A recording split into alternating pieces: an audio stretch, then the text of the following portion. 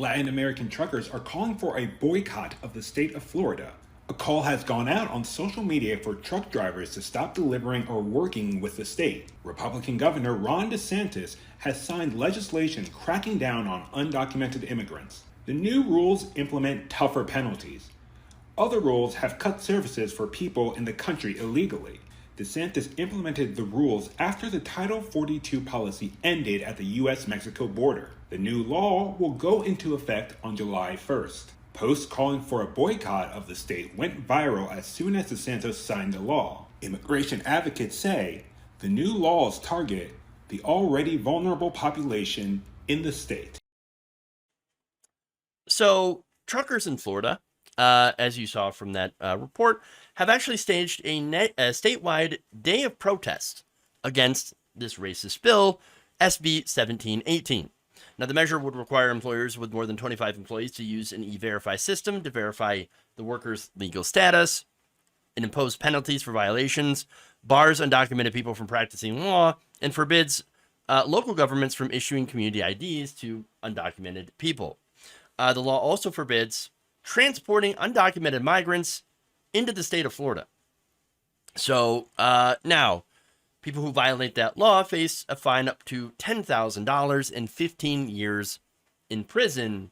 Yes, for having an undocumented person in your car in Florida. That's insanity. Now, as a result, immigrant truckers had protested, and there were protests over the last few days that happened in 6 cities. On Thursday, it was Orlando to Jacksonville, Fort Myers, and other places. That statewide day of action also had been inspired by social media posts by Latino truckers who in mid-May called on their fellow drivers to boycott Florida on June 1st. So that was, again, on Thursday.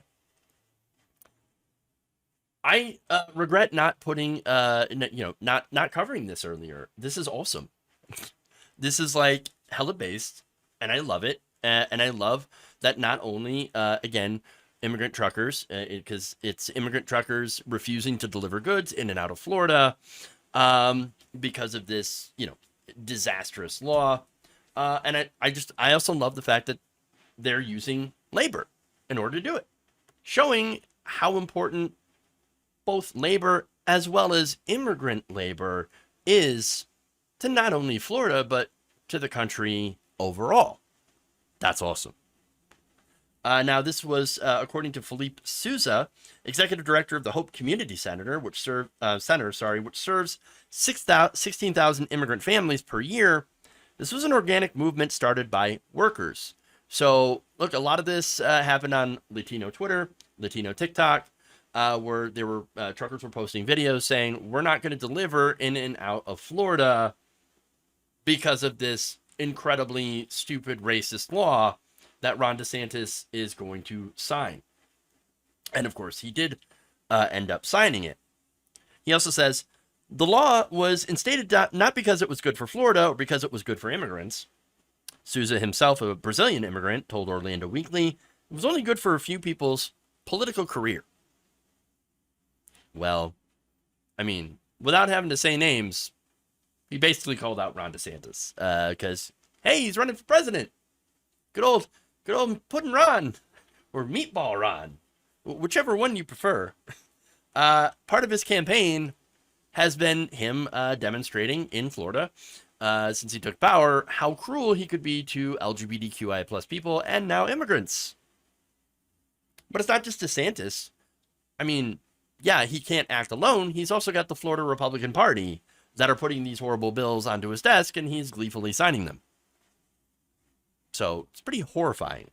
The Orlando demonstration on Thursday was also staged outside of the office of Florida Representative Carolina Amnesty, an Orlando Bay area Republican who voted in favor of this new immigration law.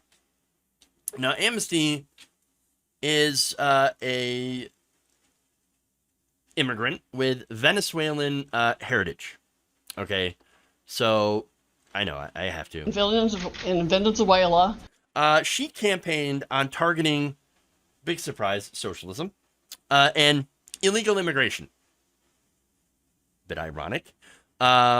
She has defended her position on the legislation. She is just one of many Florida Republicans that have helped DeSantis in his cruelty. So now, a lot of the reason, I should say, a reason a lot of truckers are involved, again, as I mentioned, a lot of immigrants drive truck. I mean, they're really important. They're actually, immigrants make up a quarter of Florida's entire workforce, and half of that works in agriculture. So they're really, really important to, again, Florida's economy, and not just Florida's, but the United States economy. So it's really super ridiculous that you have Republicans that continue to target the immigrant community. Now, as I mentioned before, one of the most important parts of this that is, again, incredibly just dystopian and horrifying, you can get in trouble for giving an undocumented immigrant a ride. Well, a lot of people who are here, I should say a good percentage of people who are here illegally also have undocumented family members. So they may have, their legal papers. They may be documented, but it doesn't mean members of their family are. So you're giving your grandma a ride, to the store or to a doctor's appointment, and you get caught in Florida. I mean, $10,000 fine and possibly up to 15 years in prison. That's horrifying. Absolutely horrifying. And that's what Sousa says. This bill would make them a felon if they drive their mom or auntie or grandmother or a sibling for a simple road trip. Another big concern is a provision of the bill that required hospitals to receive state and federal Medicaid dollars to track how much money is being spent on caring for people who are undocumented, which means, of course, they're going to ask their legal status. Why does that matter when you are getting health care? It shouldn't matter, but it is a way to single out and other poor people who need health care. And it has a chilling effect, deterring undocumented people from seeking treatment for illness or injury, just like they're already frozen out of going to police when there is a crime that happens to them. I mean, this is a group of people that are afraid to go to the police when they are victimized, and they often are victimized. They can't go to police because, well, they're going to arrest me for being undocumented, and I'm going to be deported and then lose everything. So it's absolutely inhumane. These laws that are being passed against immigrants, literally criminalizing them for just being here. But that's the point. A lot of these Republican laws have the effect of criminalizing people for existing.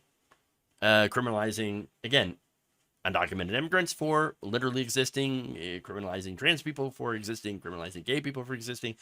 I mean, that's really what it's about. It's not about. It's not really about jobs. It's not about the economy. It's not about the taxpayer resources. No, this is all based on one thing: white supremacy. It's simple as that. All this anti-immigrant, anti-LGBTQ, all this stuff is linked to white supremacy. Great replacement theory. Which is just, again, a ridiculous conspiracy. Now, the good thing is, though, people are pushing back. And Florida, again, residents of Florida, I don't think get enough credit because they are fighting back. You do see this happen. You're seeing teachers that are fighting back. You're seeing truck drivers, immigrants that are fighting back. And I think it's important to highlight these voices, but also to support them, to help get out their message that there are people, there are progressives, there are good people that are fighting in Florida against Ron DeSantis and his, fascism is what it is. Now, the statewide day of action also came after an estimated 3,000 people rallied last week in Homestead, a city in South Florida that formerly housed an ICE detention facility. Some had described Thursday's statewide day of action as a boycott or strike. and called on workers to withhold their labor for the day in solidarity with immigrant communities, and there were businesses that did so. Multiple businesses in Central Florida, for example, reportedly shut their doors in solidarity with the call for action. And again, this is what I love to see. Now, there are places that did not because they didn't support this, but the thing that we need to remember as leftists as well is not everybody can afford to do direct action. I know it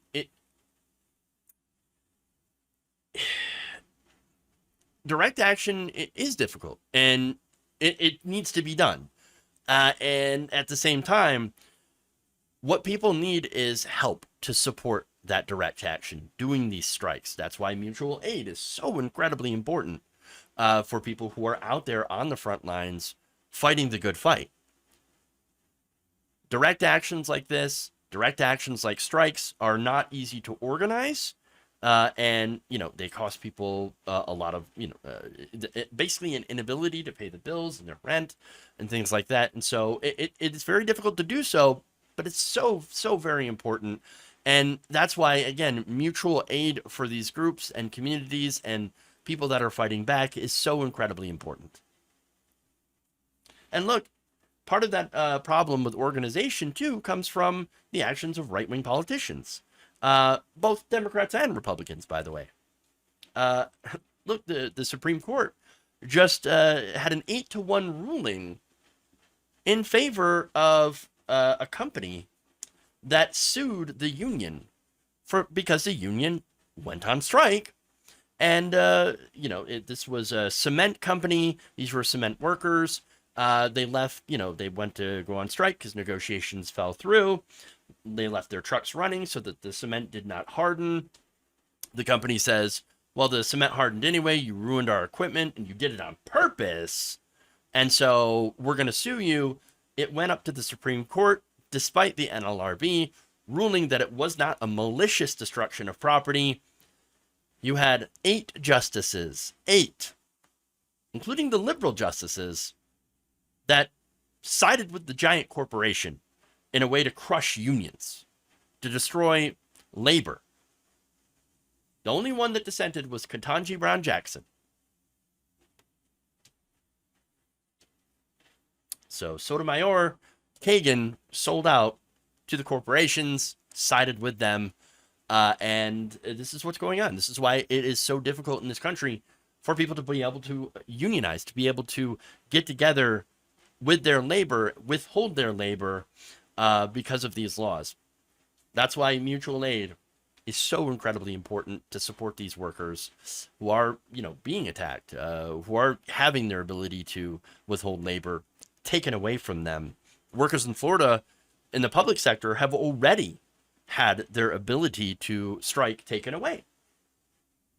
And they could lose their jobs and job credentials if they dare to go on strike. And apparently many private sector union contracts, including contracts covering Disney, who was fighting with Ron DeSantis, they prohibit striking as well. So that's what's going on here.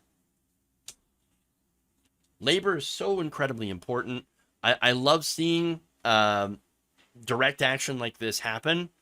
And I think it's the only way that we're going to be able to fight back against fascists. We can't count on Congress. We can't count on the courts. Direct action. Take it to the streets. Take it to the people in a peaceful way.